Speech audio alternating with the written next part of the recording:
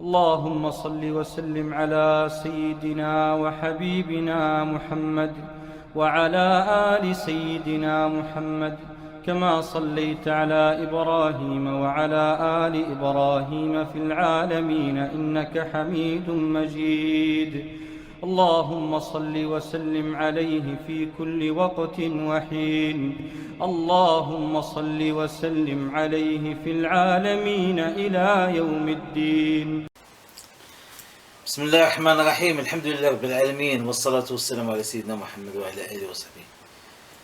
Donc aujourd'hui, elle prend fin à notre série, cette série Mubaraka Al-Shamil Muhammadiyya. Sûrement, il va s'achever, mais le souvenir du prophète sallallahu alayhi wa sallam continuera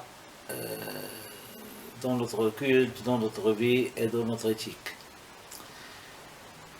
Alors, on verra des chapitres, les chapitres de 52 à 57. Avant d'aborder ces chapitres, j'aimerais ouvrir une parenthèse. Alors ce matin, j'ai eu une question, plutôt une demande d'éclaircissement de quelqu'un qui a reçu une vidéo à propos de célébration de la naissance du prophète sallallahu alayhi wa sallam. Malgré que je n'aime pas rentrer dans de tes discussions, mais enfin, je vais en parler en général. Alors demain, Inch'Allah, on aura l'occasion de la naissance, on va célébrer l'occasion de la naissance du prophète sallallahu alayhi wa sallam.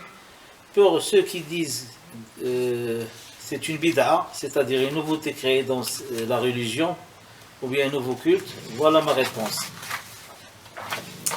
Alors toujours il faudra bien s'assurer de la terminologie. Attention, sinon on ne fait pas, il y a le risque de débordement. Bref, par exemple, moi personnellement j'ai réalisé cette série en deux versions, c'est-à-dire arabophone et francophone, juste pour fêter ceci. Donc bref, le fait de dire que le fait de le mouloud c'est une bid'a, non. Parce que innamal a'malu binniyat. Sachant qu'il y a deux fêtes shar'an. Du point de vue jurisprudence islamique, il y a deux fêtes. La première fête, c'est Eid al-Adha, la fête du mouton plus ou moins. La deuxième, c'est Eid al-Fitr, c'est-à-dire la fête de la rupture du jeûne. Il y a deux critères très importants.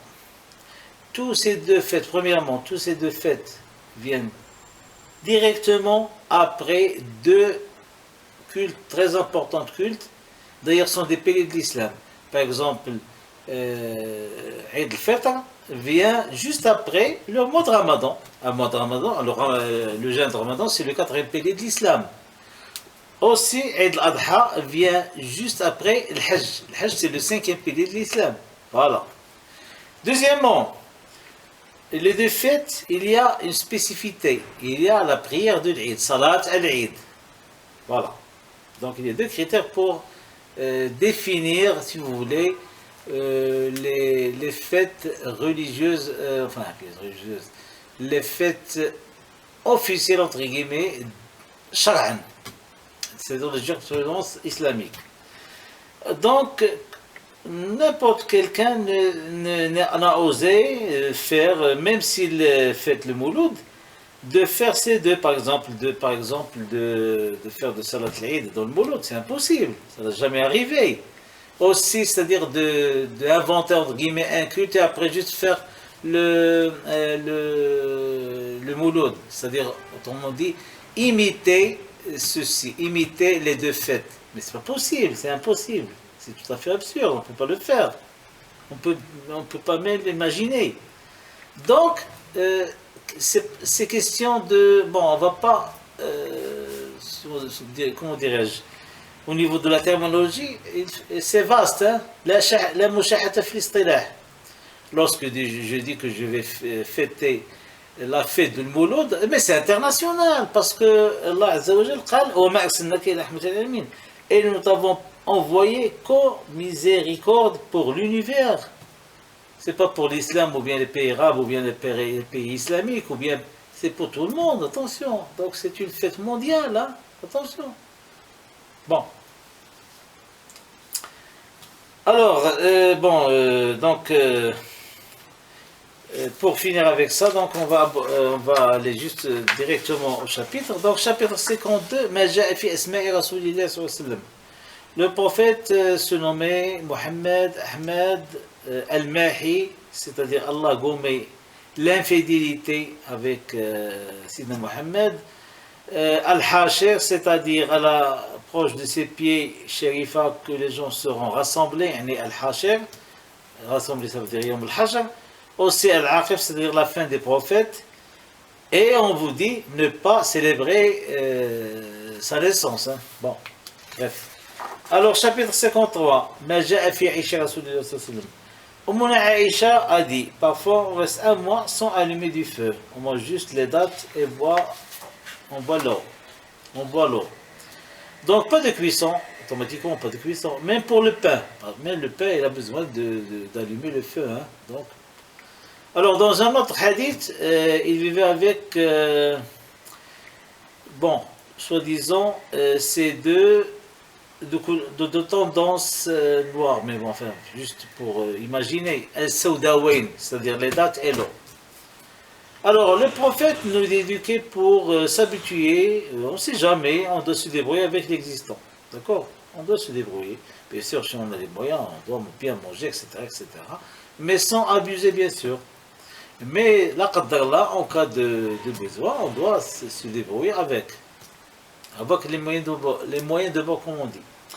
Alors, chapitre 54 pardon, c'est-à-dire l'âge du prophète. Alors, Ibn Abbas rapporta que le prophète vivait à Mecca 13 ans, à la Médina 10 ans, et il était mort à l'âge de 63 ans.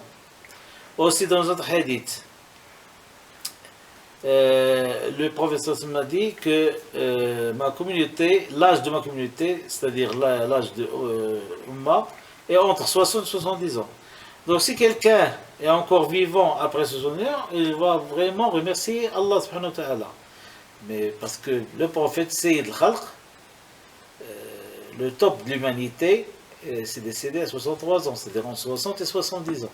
Donc vraiment, qui à partir de 70 ans, vraiment c'est du bonus enfin toute la vie c'est du bonus de Allah subhanahu wa ta'ala, mais vraiment après 70 ans, mais on doit être correct, hein? Attention, on doit être vraiment on doit être toujours correct, et une raison de plus à 70 ans. Alors chapitre 55, le prophète c'est le seul de l'humanité qui avait le choix de rester vivant et de rejoindre Allah. Il a dit, c'est-à-dire, je voudrais rejoindre Allah Azzawajal, c'est-à-dire le haut de Allah Azzawajal. Alors, chapitre 56, alors, le prophète n'a laissé comme héritage que son arme, sa mule blanche et un terrain. Même ce terrain, il a fait sujet de charité. Il a donné aux gens. D'accord? Alors, chapitre 57, le dernier chapitre. Alors, c'est-à-dire, si on voyait le prophète dans le rêve. Abdullah ibn Mas'ud a rapporté que le prophète a dit, si quelqu'un m'a vu en rêve, c'est vrai, c'est la vérité, car le Satan ne peut pas me représenter, entre guillemets. Alors là, justement, pour les gens qui ont vu déjà Nabi sallam dans le rêve, tant mieux, alhamdulillah.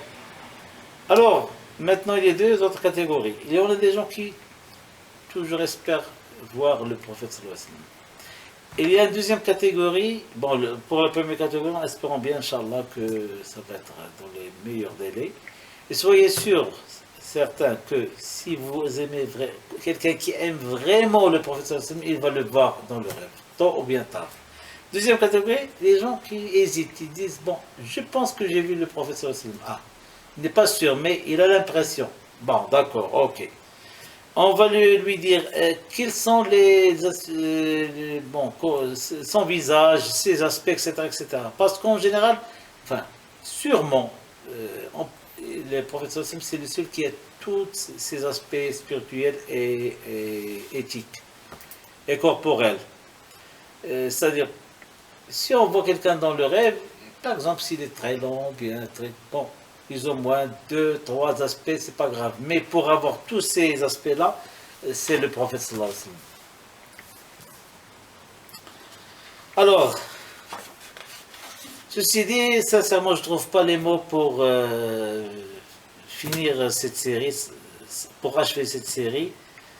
D'ailleurs, Qassam al-Biladieu sait que je dis la vérité, que quelqu'un m'a contacté pour me dire que il a l'impression qu'il voyait le prophète sallallahu alayhi wa sallam marcher devant elle lorsque je citais ces hadiths, etc., ces aspects du prophète sallallahu alayhi wa sallam. Alors donc on arrive au dua. Allahumma salli wa sallim ala sayyidina Muhammad. Allahumma ansur amir al-mu'minin jalalat al-malik Muhammad al-Sadis wa qur'inahu bi wali adi al-mahbub al-amir al-mulay al-Hasan وكافة الأسرة العلوية الشريفة. اللهم ارحم الملكين المجاهدين جلالة الملك محمد الخامس طيب الله تراه ومولانا الحسن الثاني رحمة الله عليه. اللهم ارحم من أساتذتي وشيوخي الذين لقوا الله عز وجل. Ceux qui sont vivants يعني من كان حيا يرزق من أساتذتي وشيوخي اللهم اختم له بالحسنى. وأول أساتذتي والدي رحمة الله عليه. اللهم اشفي والدتي الغالية. الزوج والأولاد احفظهم بمعرفة الذكر الحكيم. واحفظ كذلك الإخوة والأخوات وجميع الأصدقاء وجميع المعارف والأحباب والجيران وكذلك جميع الطلبة والطالبات. وصلى الله وسلم على سيدنا محمد. السلام عليكم ورحمة الله تعالى وبركاته.